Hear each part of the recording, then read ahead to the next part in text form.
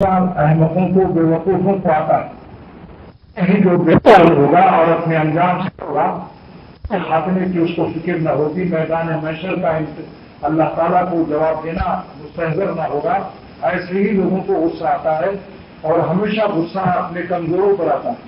کہتے ہیں کہ غصہ پاگل ہو جاتا ہے، غصہ بہت چالاک نہایت ہوشیار مرض ہے، ہمیشہ کمزوروں پر آتا ہے۔ جب آدمی دیکھتا ہے کہ میں شیر بھر ہوں اور جس پر غصہ آ رہا ہے وہ سوا شیر ہے، گردن مروڑ دے گا، ٹیٹوا دبا لے گا، اٹھا کے پٹک دے گا۔ وہ کبھی ایسے شخص پر غصہ آیا ہے؟ ایک شخص اپنی بیوی کی پٹائی کر رہا کہ 3 بھائی آ گئے، بیوی کے بھائی یعنی ان کے برادر اللہ، اور تینوں میں کوئی ایک ایسکی تھا، ایک بڑا تھانے دار تھا، ایک اور باکسر ماسٹر تھا باکسنگ اور جوڈو کراٹے کا ماہر تھا۔ اس کو دیکھتے ہی جو کہہ رہا تھا کہ میں آج پاگل ہو گیا ہوں، بڑی پٹائی کروں گا، اس نے ہاتھ جوڑ کر کہا بیوی سے کہ خبردار، جو ہوا ہوا، معاف کرو، اب آئندہ کبھی پٹائی نہیں کریں گے، اپنے بھائیوں سے مت کہنا۔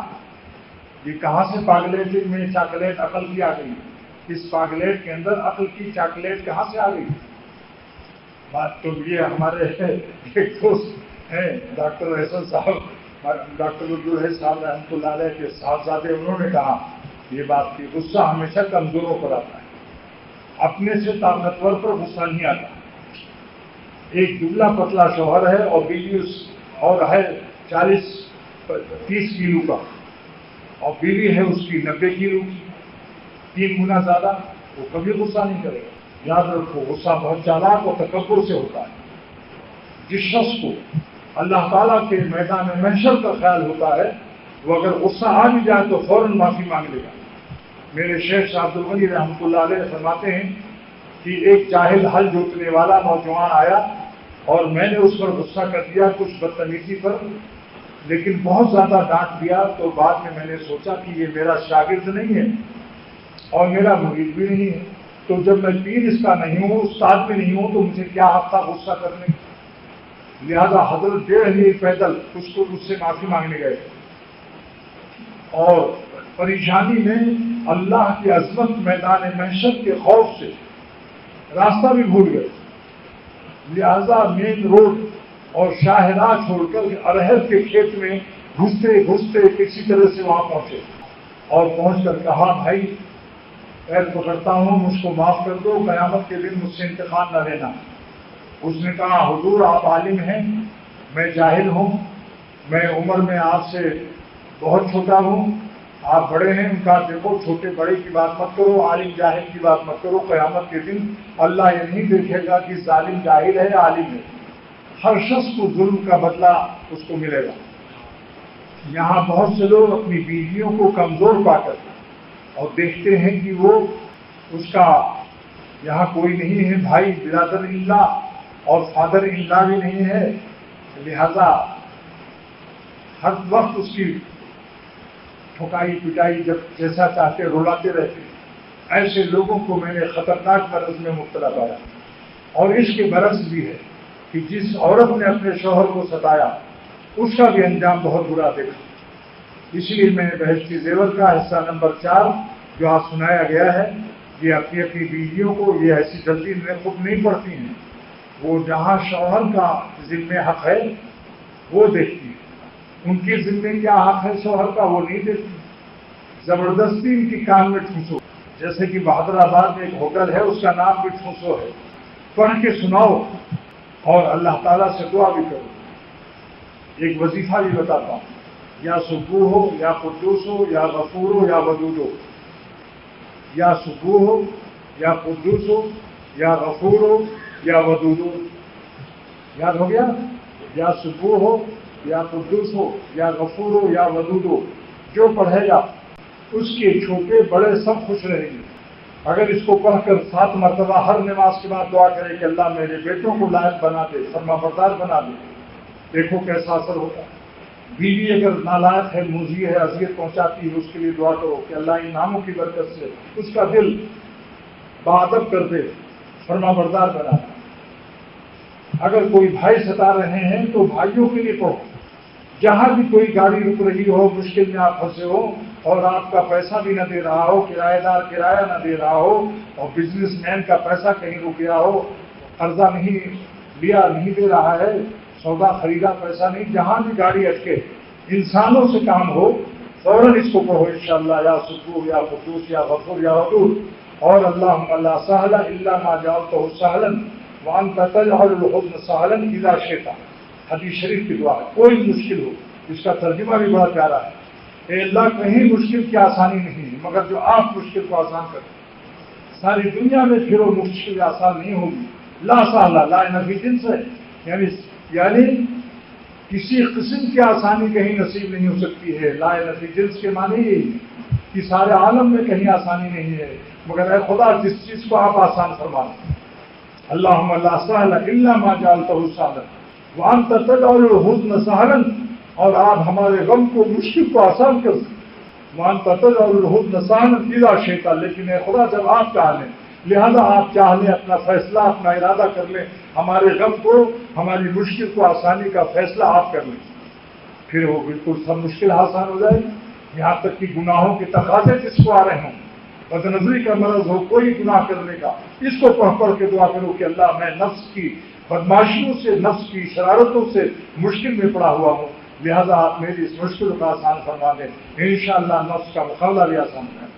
اگر مسجد کا امام ہے، کمیٹی والے ستا رہے ہیں، تو امام اس کو 7 مرتبہ پڑھے ہر نماز کے بعد، اور دعا کرے کہ یہ اللہ میرے کمیٹی والوں کا دل نرم کر دے اور ان کی دماغ سے، دل سے ظلم نکال دے۔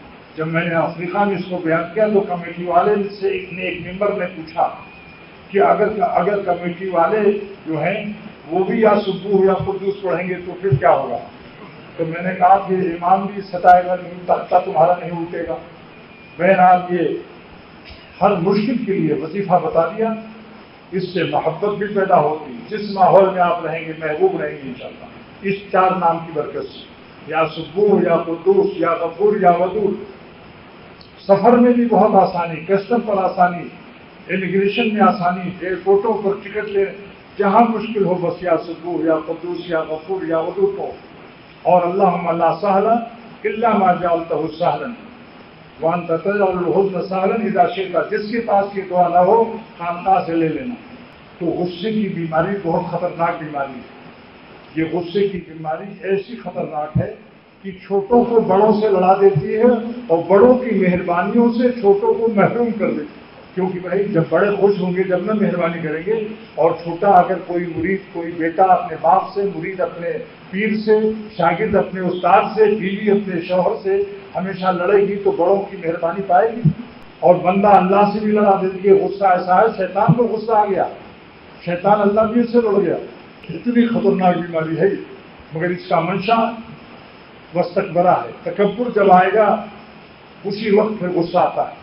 جو آدمی اپنے لیے یہ سوچے گا کہ قیامت کے دن معلوم نہیں ہمارا کیا حل ہوگا۔ حضرت تھانوی رحمۃ اللہ علیہ، مولانا اشرف علی صاحب حکیم الامت رحمۃ اللہ علیہ فرماتے ہیں کہ اشرف علی ہر وقت غم زدہ ہے کہ نہ جانے اشرف علی کا قیامت کے دن کیا حال ہوگا۔ یہ وہ اولیاء اللہ علماء دین ہیں کہ ساری امت ان کو اولیاء اللہ اور بڑے بڑے علماء جن کے مرید تھے ان کا یہ حال ہے، اور آج 2-4 رکعت پڑھ کے 2-4 حج عمرہ کر کے قابو میں نہیں، جس کو دیکھو ڈانٹ ڈپٹ کی، میرے ساتھ آپ نے گستاخی کی، کیوں اپنی شان بناتے ہو؟ اپنی کوئی قیمت نہ لگاؤ، قیامت کے دن ہماری قیمت اللہ تعالیٰ لگائیں گے۔ علامہ سید سلیمان ندوی رحمۃ اللہ علیہ کا شعر وہ شخص پڑھ لے جس کے دماغ میں بڑائی آئے، زبردست اکسیر ہے۔ ہم ایسے رہے یا کہ ویسے رہے، ہم ایسے رہے یا کہ ویسے رہے، وہاں دیکھنا ہے کہ کیسے رہے۔ بتاؤ، اس شعر کو یاد کرنا مشکل ہے۔ ہم ایسے رہے یا کہ ویسے رہے، وہاں دیکھنا ہے کہ کیسے رہے۔ کیا تکبر کرتے ہو، میں یہ ہوں، علم، عمل، باڈی، روپیہ پیسہ، ان چیزوں پر کیا ناز کرتے ہو؟ سوچو قیامت کے دن کیا قیمت لگے گی۔ اور جس کو مرض ہے رومانٹک دنیا کا، حسینوں پر نظر بازی کا، اس کے لیے یہ شعر ایک اور ہے کہ ان کا جغرافیہ ایک دن بدل جائے گا، الو کی طرح سے وہاں بھاگو گے جیسے گدھا بھاگتا ہے شیر سے۔ جیسے گدھا شیر سے بھاگتا ہے، ایسے جب جغرافیہ بدل گیا تو الو کی طرح سے، احمق کی طرح سے بھاگے. جہاں رات میں غزلیں پڑھ رہے تھے، جماعت کی نمازیں فوت کر رہے تھے، ہر لوگ ناپاک رہتے تھے، پھر اسی صورت سے بھاگتے ہیں لوگ. تو ہے حماقت کیا نہیں؟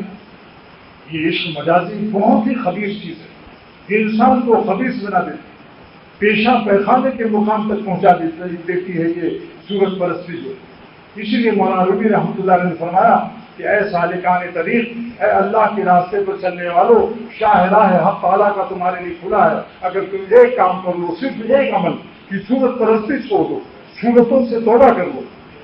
غرض صورت بگزری ہے دوستاں، غرض صورت بگزری ہے دوستاں، اے دوستو اگر تم صورت پرستی چھوڑ دو، گلستانس گلستانس گلستان، تو اللہ کے قرب کا باغی باغ ہے. یہ سالکوں کو ہمیشہ شیطان الو بناتا ہے. جیسے کوئی چڑیا اڑنا چاہتی ہے اور شکاری اس کو چاہتا ہے اڑے نہیں، تو اس کے پر میں لاسا لگا دیتا ہے، گم لگا دیتا ہے، گوند لگا دیتا ہے.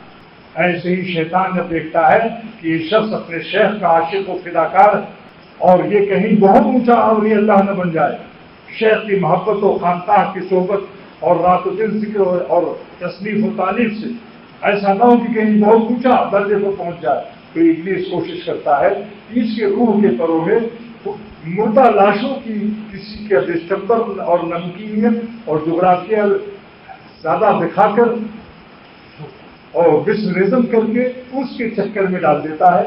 پھر یہ انسان اللہ کا نام زبان پر ہوتا ہے، دل میں وہی حسین اس کے غصے ہوتے ہیں، مردے لیتے ہوتے ہیں. جس کے گھر میں مردے ہوں گے وہی شریف آدمی دعوت کھائے گا وہاں. جس کے دل میں مردوں کی محبت ہوگی اللہ تعالیٰ ایسے دل میں آئیں گے. کیا سوچتے ہو؟ ذرا سوچو عقل سے. اور پھر جب کہ الو کی طریقے سے ایک دن بھاگو گے جب شکل بدل جائے گی. ادھر جغرافیہ بدلا، ادھر تاریخ بھی بدلی. اور میں نے ہمیشہ ایسے لوگوں کو پریشان پایا. ولیم 5 کھائیں لیکن قواعد صحیح نہیں، نیندیں حرام ہیں، ہتھوڑے دل میں ہیں مغزے دماغ میں پھوٹے. بتاؤ عشق مجازی کے مزے کیا لوٹے.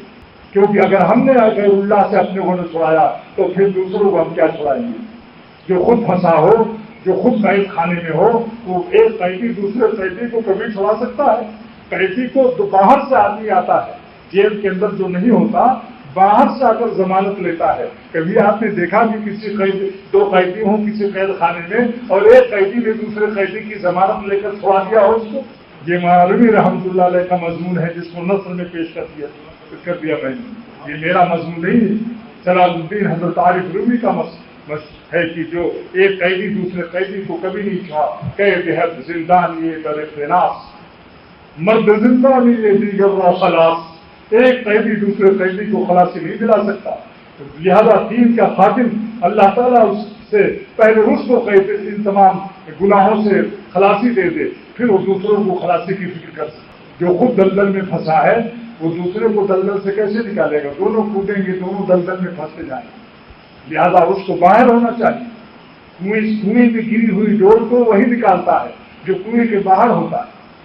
جو کنویں میں ڈولیں گری ہیں کیا وہ ایک ڈول دوسرے ڈول کو نکال سکتی ہیں؟ حالانکہ ڈول ہی نکالے گی مگر وہ کنویں کے باہر ہو. اپنا ڈول پھینکے اور کنویں سے باہر ہو، پھر وہ جو گری ہوئی ڈول ہے، برتن ہے پانی کے، ان کو پھنسا کے کڑے ایسے لگے رہتے ہیں ٹیڑھے ٹیڑھے، وہ نکالتا رہتا ہے. اور جب وہ مر جائے گا تب پھر دوسرا نکالنے والا آئے گا. اس لیے شیخ کے انتقال کے بعد دوسرا شیخ لازم ہے. یہ جلال الدین رومی رحمۃ اللہ علیہ کا مضمون ہے کہ جیسے ڈول نکالنے والا اگر اس کا روح نکل جائے تو اب اس کی ڈول بھی وہیں گر جائے گی کنویں کے اندر.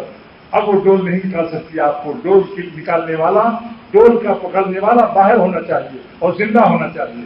لہذا جب اپنے شیخ کا مربی کا انتقال ہو تو لازم ہے کہ دوسرے شیخ کو فوراً کر لو، دیر مت کرو. یہ بھی مت کہو کہ ارے میاں وہ ایسا شیخ کہاں ملے گا. جیسا بھی ہو قیامت تک اللہ تعالیٰ کے ذمہ ہے اولیاء کاملین کو پیدا کرنا. قیامت تک اللہ تعالیٰ کا حکم ہے کونوا مع الصادقین. اے ایمان والو متقین بندوں کے ساتھ رہو، اولیاء اللہ کے ساتھ رہو تو ولی اللہ بن جاؤ گے. تو کیا اللہ تعالیٰ ہمیں صحبت اولیاء اللہ کا حکم دے اور دنیا سے اولیاء اللہ اٹھا لے؟ جو بے وقوف جاہل کہتے ہیں ارے یہ کہاں اولیاء اللہ ہے، اولیاء اللہ تو قبروں میں ہے.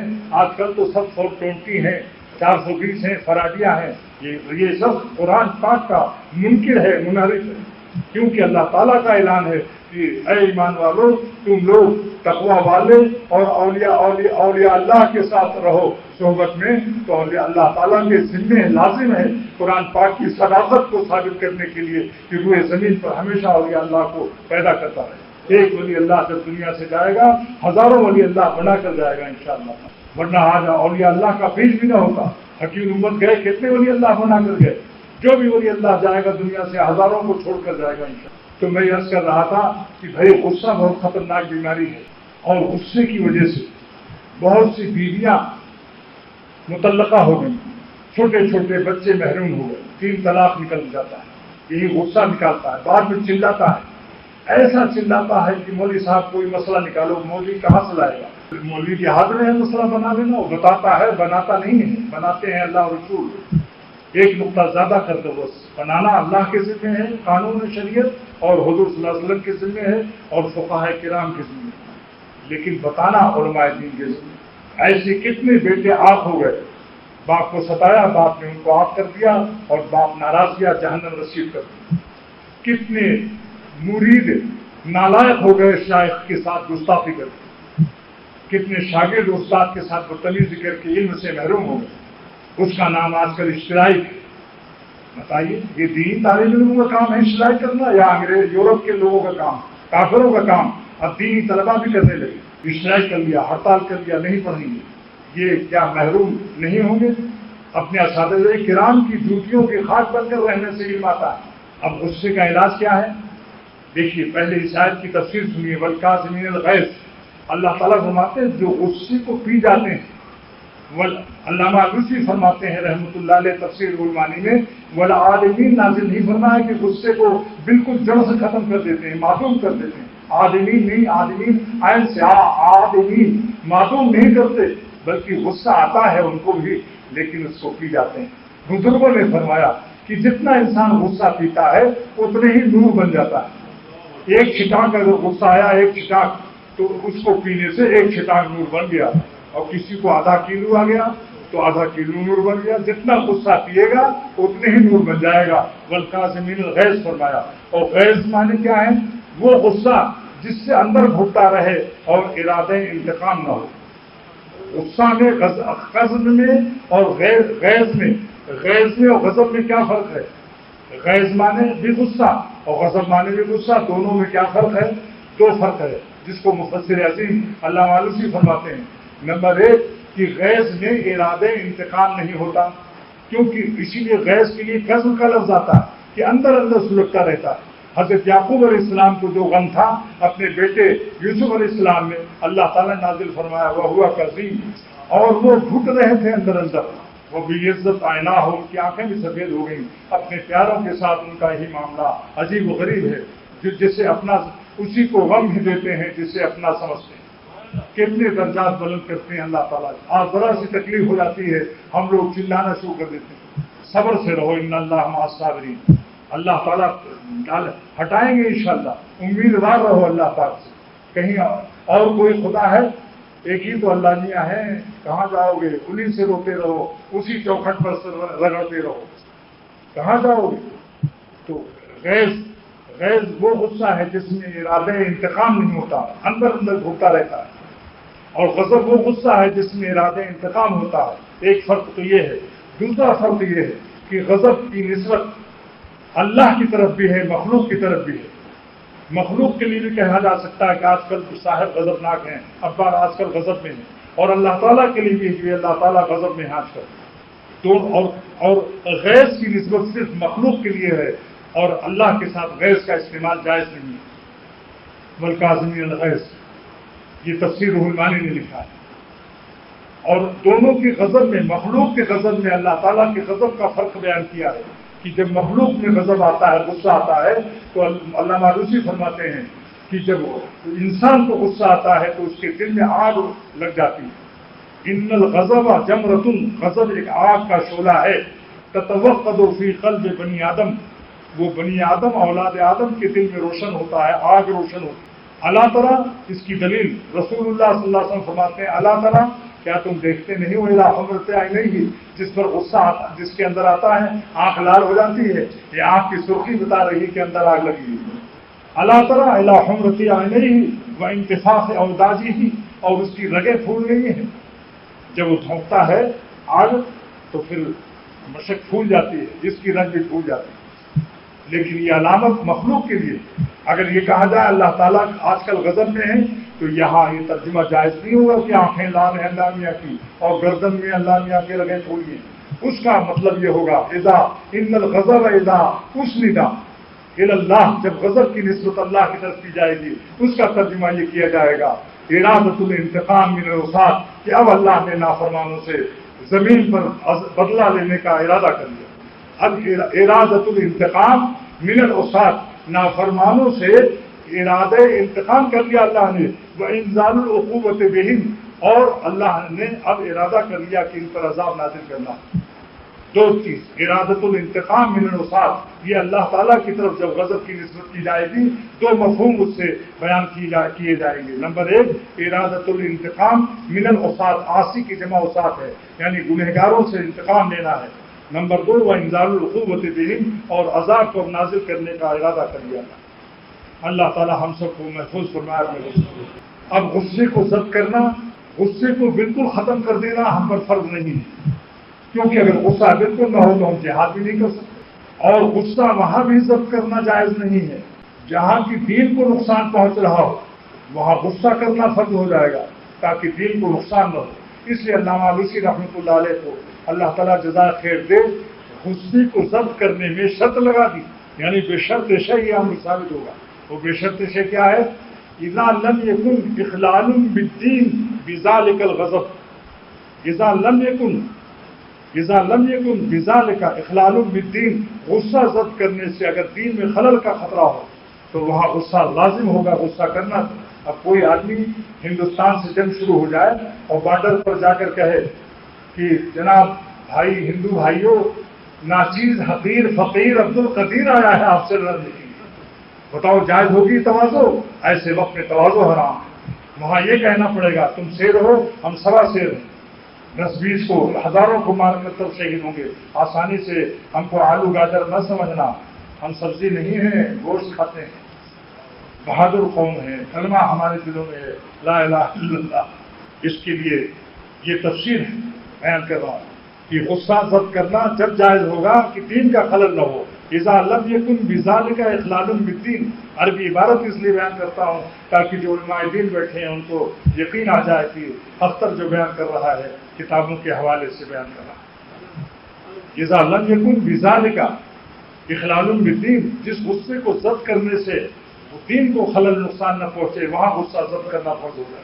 اس کے بعد علامہ علوسی نے 4 حدیثیں بیان کی اس کی تفسیر میں۔ نمبر 1 کہ جس کو غصہ آئے اور اس غصے کو وہ پی جائے اور انتقام لینے کی طاقت بھی رکھتا ہے لیکن انتقام نہیں لیتا، من کظم غیظہ وہو یقدر علی انفاذہ، جس کو غصہ آیا اس کو نافذ کرنے کی طاقت ہے لیکن ضبط کرتا ہے، ملا اللہ قلبہ امنا و ایمانا، اللہ اس کے دل کو ایمان و سکون اور امن اور ایمان سے بھر دے گا، یعنی سکون بھی دے گا اور ایمان بھی اس کا اعلیٰ درجے کا ہو جائے گا۔ چنانچہ میرے شیخ نے جب معافی مانگی، رات ہی کو خواب میں حضور صلی اللہ علیہ وسلم کی زیارت نصیب، اسی رات یہ عمل قبول ہوا۔ سرور عالم صلی اللہ علیہ وسلم نے فرمایا، حضرت کی کشتی تھی کچھ فاصلے پر اور حضرت صلی اللہ علیہ وسلم سرور عالم محمد رسول اللہ صلی اللہ علیہ وسلم نے ایک کشتی پر اور ان کی کشتی میں حضرت علی رضی اللہ تعالیٰ عنہ بھی تشریف فرمائے اور ہمارے شیخ کی کشتی ذرا فاصلے سے ہے۔ سرور عالم صلی اللہ علیہ وسلم نے فرمایا، اے علی، عبد الغنی کی کشتی کو میری کشتی سے جوڑ دو۔ ایسی آواز آئی، دیکھو یہ ٹک سے آواز آئی۔ میرے شیخ فرماتے تھے کہ کئی برس ہو گئے اس خواب کو مگر وہ ٹک کی آواز، کشتی ملنے کا مزہ ابھی تک آ رہا ہے، اور حضرت شاعر نہیں تھے مگر اس نعمت کو اپنے شعر میں بیان کر دیا۔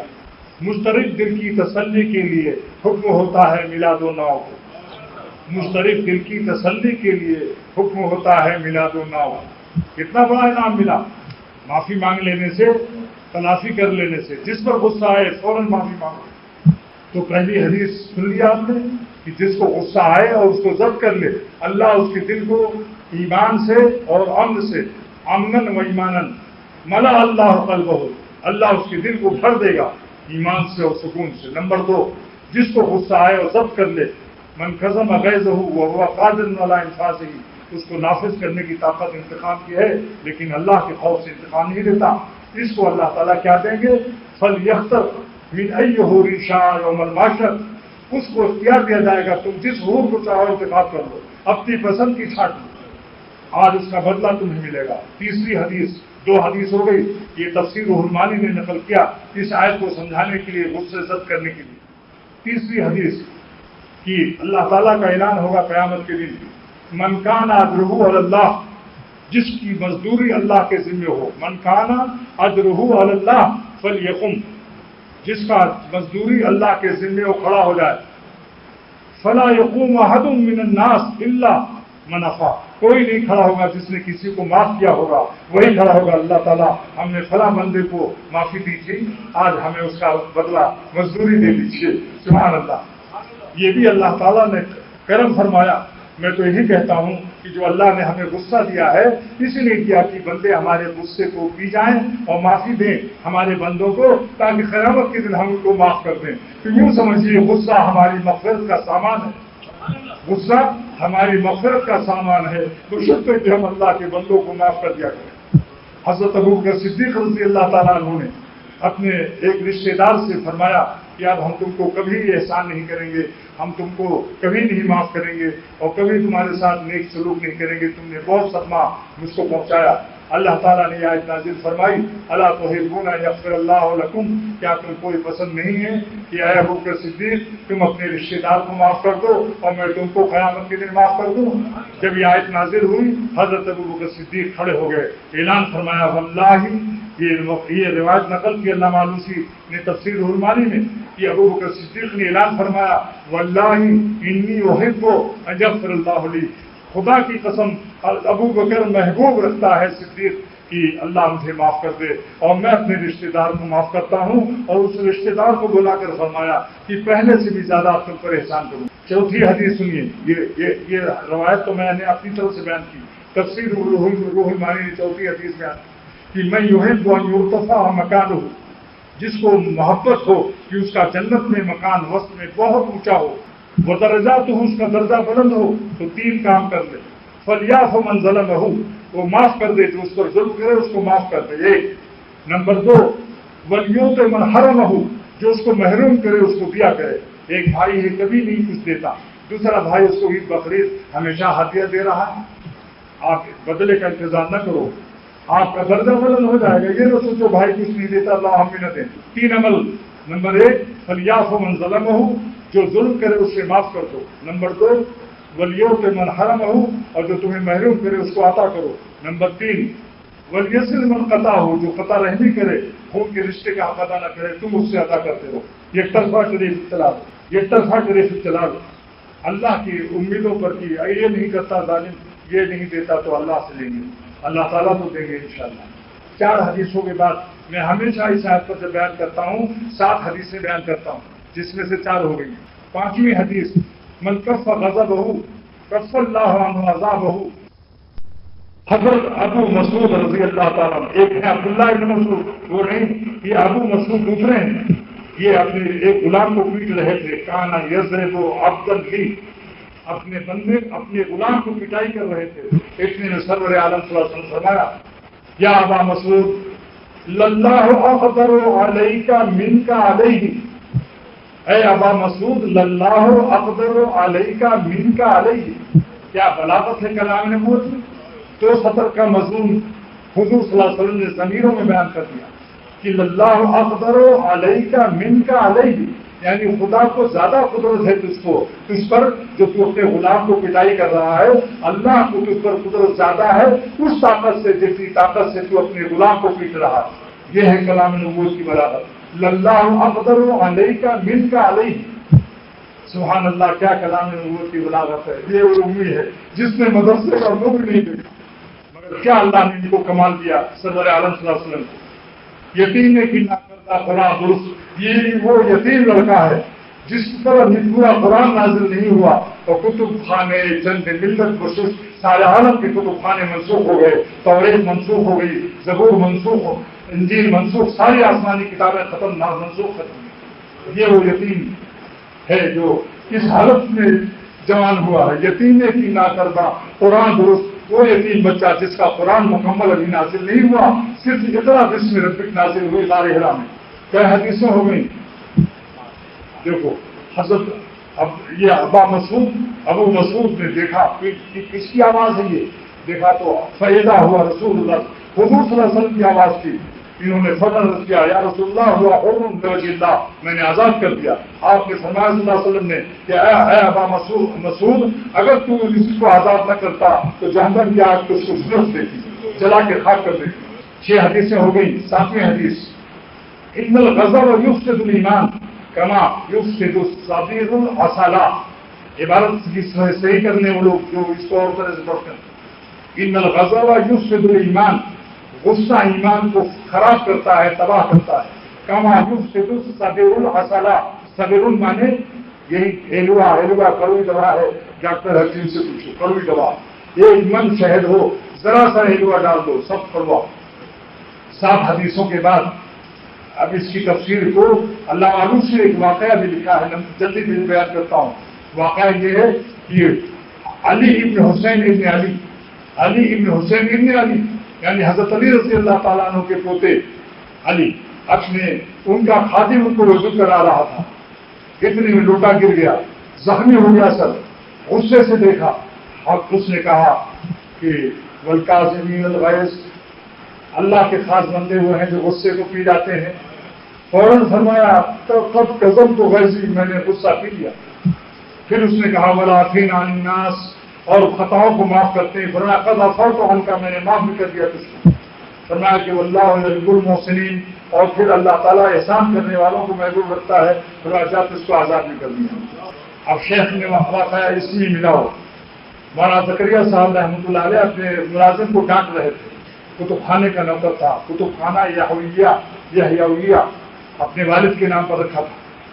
ملازم نے کہا حضور معاف کر دیجیے۔ فرمایا 10 صفحے غلطی کیا ہے، میں تمہارا کتنا بھگتوں، اتنا معاف کرتے کرتے تھک گیا، کتنا بھگتوں، بھگتنا سمجھتے ہو اردو کی زبان ہے، کتنا برداشت کروں۔ مولانا الیاس صاحب رحمۃ اللہ علیہ بانی تبلیغی جماعت بیٹھے تھے، چچا سگے تھے، شیخ سے فرمایا مولانا زکریا صاحب سن لو، میرے بھتیجے سن لو، اتنا بھگت لو اپنے نوکروں کا جتنا اپنا بھگتوانا ہو اللہ تعالیٰ کو۔ مصروف کو اتنا معاف کر دو جتنا اپنی معافی کروا لی۔ یہ مت کہو کہ ہم معاف کرتے کرتے تھک گئے، ہماری خطاؤں کو بھی تو دیکھو کتنی خطائیں ہیں، اسی سے کتنے لوگ ولی اللہ ہو گئے۔ نادان نوکروں کا برداشت کرتے کرتے ولی اللہ ہو گئے۔ نادان بچہ ہے، اس کی خطائیں، نادان بیویاں بھی ہوتی ہیں، یہ بہت عجیب و غریب عمل ہے۔ تو آج کا بیان والکاظمین الغیظ، خاص اللہ کے بندے جو غصے کو پی جاتے ہیں، اور والعافین عن الناس، اللہ تعالیٰ کے بندوں کو معاف بھی کر دیتے ہیں، اور معافی کے بعد احسان بھی کر دیتے ہیں۔ دیکھیے احسان کا قصہ سنایا، اللہ نالوسی کو اللہ تعالیٰ جزا خیر دے، اس وقت کی احسان کا واقعہ بیان کر کے سکھا دیا امت کو کہ اگر تم غصہ آئے معافی بھی کر دو، کچھ انعام بھی دے دو تاکہ دل پر گرانی نہ رہے، ورنہ دل پر گرانی رہے گی جب تم نیت باندھو گے، وہی جس پر غصہ اسی کی یاد آئے گی۔ کچھ احسان کر دو تو غصہ ختم، اور دل پر گرانی جو ہے وہ بھی ختم ہو جائے گی احسان کرنے سے۔ اللہ تعالیٰ چاہتے ہیں کہ میرے بندوں کے، میرے عاشقوں کے دل ہمارے لیے وقف رہے، ایسا نہ ہو کسی پر غصہ آ جائے اور کسی پر شہوت آ جائے تو دل بیچ لیں۔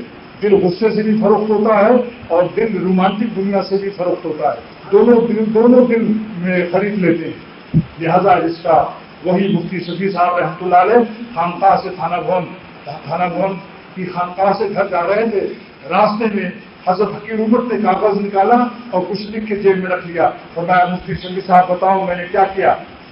عرض کیا حضرت نے ہی دیکھا کہ ایک کاغذ نکال کر آپ نے کچھ لکھا اور جیب میں رکھ لیا۔ فرمایا کہ سنو، ایک چیز کی یاد آ رہی تھی، بھولنے کا خوف ہو رہا تھا بار بار کہ بھول جاؤں گا، میں نے دل کا بوجھ کاغذ پر رکھ کر جیب میں رکھ لیا اور دل کو اللہ کے لیے خالی کر دیا۔ بس وآخر دعوانا الحمدللہ رب العالمین۔